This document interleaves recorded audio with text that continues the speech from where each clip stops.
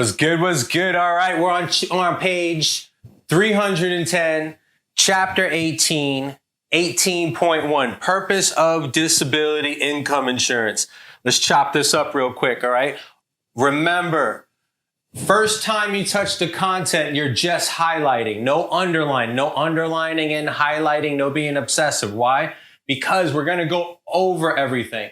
The first time you highlight it, the second time you touch it, you underline it. That means you've identified the information and reviewed the information, all right? Now let's go. We're going to jump over a lot of the information. What I mean by that is out of chapter 17, 18, and 19, we're going to get all the way up to basic medical expense. Those 3 chapters, I think we have that reduced down to like less than 2,200 words. So we're going to make this quick. Why? Because I flashed for you guys. Woo! That's right. I'm the author of the insurance flashcards that you use for you.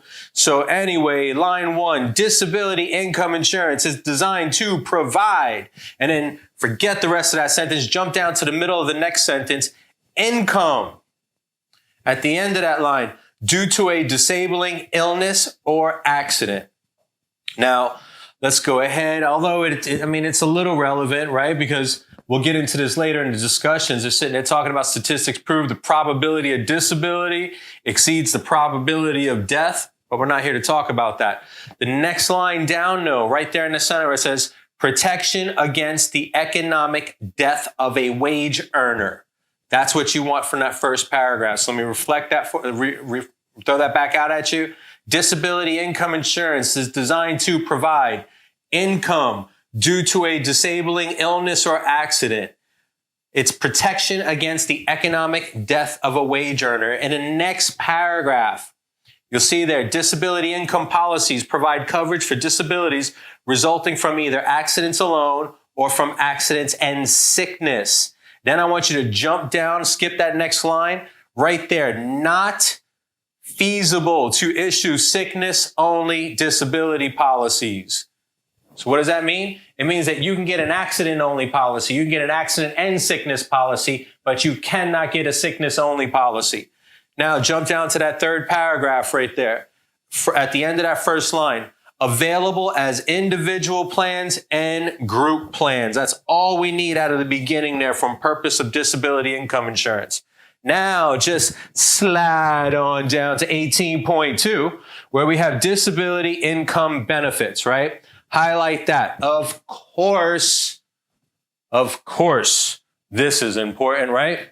Now, under this first paragraph right here, let's highlight this right there, first line. Benefits paid, and then skip down to the end of the line in the form of monthly income payments. All right.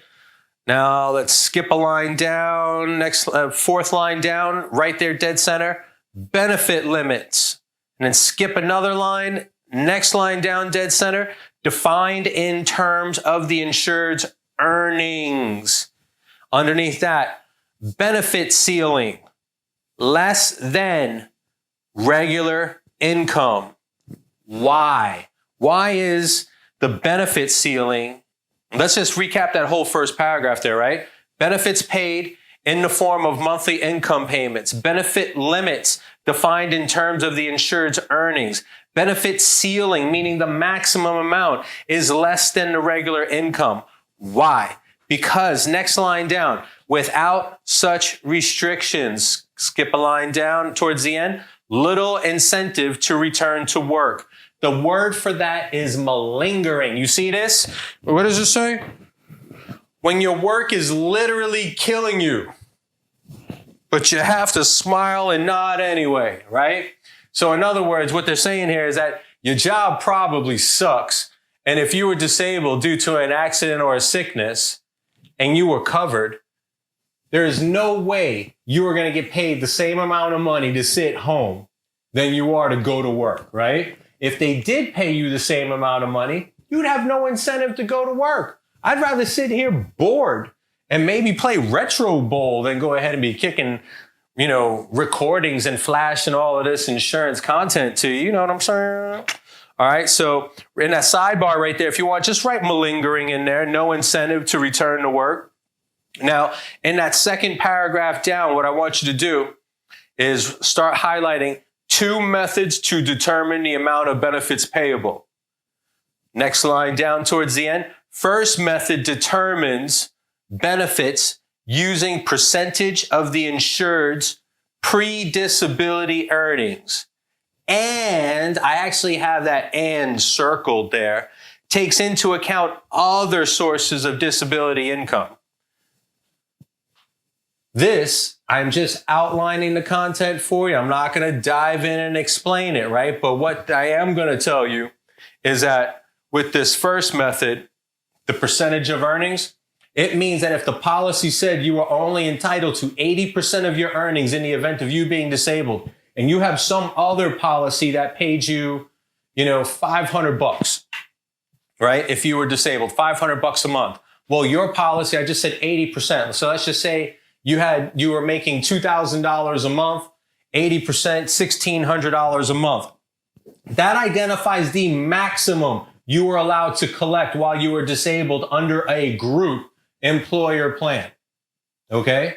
So what would they do with that $500? It means that your policy, your disability income policy, if it was off of a percentage of earnings, would only pay you, what did we say it was, $1,600? Would only pay you $1,100 because your other policy gave you that $500. It takes into account other money that you're getting because it cannot exceed the amount that was agreed upon in the original policy, all right? And now let's go down to the third paragraph because all I did was just reflect that example. I didn't even read that. Anyway, I'm talking to my millennial over here. In case you don't know him, that's David. Digital, audio, video, I deliver to you. It's an acronym. He's not really a real person. We just call him David. All right. So in the third paragraph, second method, highlight that. Jump to the end of that sentence, flat amount. Second line down towards the middle, policy specifies specific flat income benefit amount. Flip that page, continues on to the top of 311. First sentence, payable regardless of any other income received. Okay? Last little line right there. Percentage of earnings typically used in group, right? Malingering, group policy. They are your boss. They are your employer. They are literally killing you, but you have to smile and nod anyway, right? Would you ever put that type of restriction on yourself? No, that's why you should be an entrepreneur. Entrepreneurs use the flat amount method, right? More common in individual plans. So on that last part, percentage of earnings typically used in group. Flat amount method, common in individual plans. So let's go ahead and touch one more section here. And that is occupational versus non-occupational coverage, right? So in that first line right there, just highlight occupations, extremely hazardous. Next line down, non-occupational policy. Only covers injuries that occur off the job. Next paragraph down, disability benefits for both job-related and non-job-related injuries.